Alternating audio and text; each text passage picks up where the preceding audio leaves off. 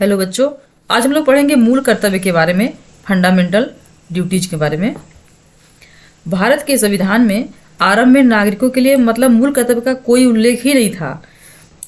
बाद में सरदार स्वर्ण सिंह समिति की संस्तुति के आधार पर 42वें संविधान संशोधन 1976 द्वारा इसे जोड़ा गया।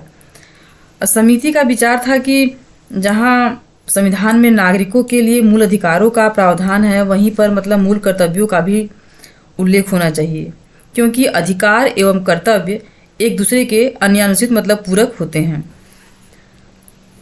से संविधान के भाग 4 क अनुच्छेद 51 क के अंतर्गत 10 मौलिक कर्तव्यों को जोड़ा गया। बाद में 11वां मूल कर्तव्य अनुच्छेद 51 क के तहत 86वें संविधान संशोधन 2002 द्वारा जोड़ा गया। बच्चों का क्वेश्चन बनता है कि भारतीय संविधान में मूल कर्तव्य किस देश के संविधान से लिया गया है? तो आंसर होगा आपका कि रूस के संविधान से। अगला क्वेश्चन बनता है कि संविधान में मूल कर्तव्यों की व्यवस्था 42वें संविधान संशोधन द्वारा किस वर्ष की गई? तो आपका आंसर हो जाएगा 1976 में। अगला क्वेश्चन ये भी बनता है कि किस समिति की सिफारिश पर संविधान में मूल कर्तव्यों को जोड़ा गया? तब ये भी हम लोग देखा कि स्वर्ण सिंह समिति की संस्तुति पर। ठीक है,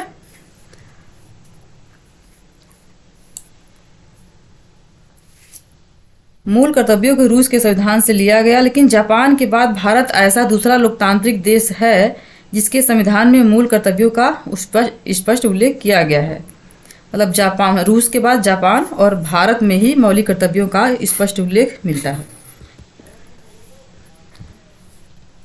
अब हम लोग देखते हैं कि अनुच्छेद 51 क के अनुसार भारत के प्रत्येक नागरिक का क्या कर्तव्य है। पहला है कि संविधान का पालन करे और उसके आदर्शों, संस्थाओं, राष्ट्रध्वज और राष्ट्रगान का आदर करे। मतलब हमें हमारे संविधान के नियमों का पालन करना चाहिए तथा आदर्शों, संस्थाओं, राष्ट्रध्वज और राष्ट्रगान का आदर करना चाहिए। हमें अपने तिरंगे का मान करना चाहिए। जब राष्ट्रगान मतलब चल रहा हो तो हमें खड़े हो जाना चाहिए और उनके नियमों का पालन करना चाहिए। दूसरा में है कि स्वतंत्रता के लिए हमारे राष्ट्रीय आंदोलनों को प्रेरित करने वाले उच्च आदर्शों को हृदय में संजोए रखे और उनका पालन करे। तो स्वतंत्रता दिलाने के लिए जिन लोगों ने इतना त्याग किया, यहाँ तक कि अपनी जान तक गंवा दी, से भगत सिंह, गांधी जी आदि महान लोगों ने इतना त्याग किया, हमें उनके आदर्शों को अपने हृदय में संजोए रखना है और उनका पालन करना है। अगला तीसरा है कि भारत की प्रभुता, एकता और अखंडता की रक्षा करें और उसे अछूत रखें। तो हमें अपने भारत की प्रभुता, एकता और अखंडता की रक्षा करना है, उन्हें एकजुट बनाए रखना है। बच्चों यहाँ भी क्वेश्चन बनता है कि भारत की प्रभुता, एकता और अखंडता की रक्षा करने के लिए, उसे मतलब अछूत बनाए रखने के लिए हमें कौन से मूल कर्तव्य में इसे किस स्थान पर रखा गया है? तो इसका आंसर होगा कि तीसरे स्थान पर है। प्रभुता, एकता और अखंडता तीसरे नंबर पर रखा गया है। और अब देखते हैं हम लोग चौथा, देश की रक्षा करें और आह्वान किए जाने पर राष्ट्र की सेवा करें। मतलब देश की रक्षा करें, आह्वान किए जाने पर मतलब बुलाए जाने पर अगर देश पर कोई परेशानी आती है तो हमें अपनी राष्ट्र की सेवा करनी चाहिए।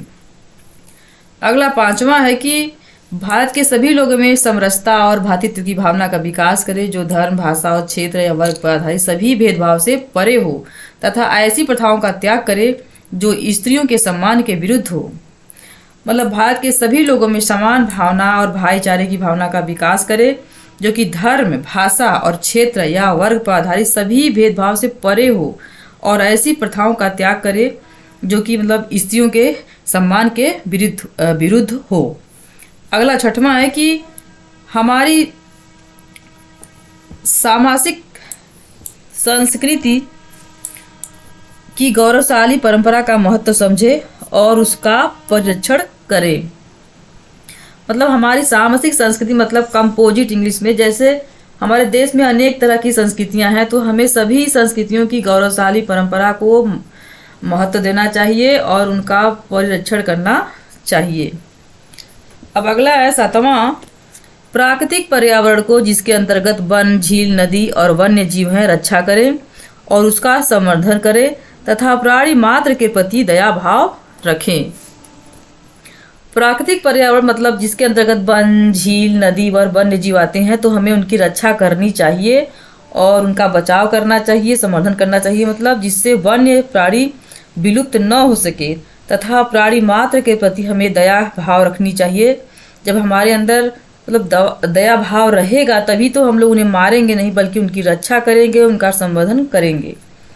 अब देखते हैं 8वां, वैज्ञानिक दृष्टिकोण मानववाद और ज्ञानार्जन तथा सुधार की भावना का विकास करें। वैज्ञानिक मतलब हमें तर्क के आधार पर मानववाद और ज्ञानार्जन तथा सुधार की भावना का विकास करना चाहिए।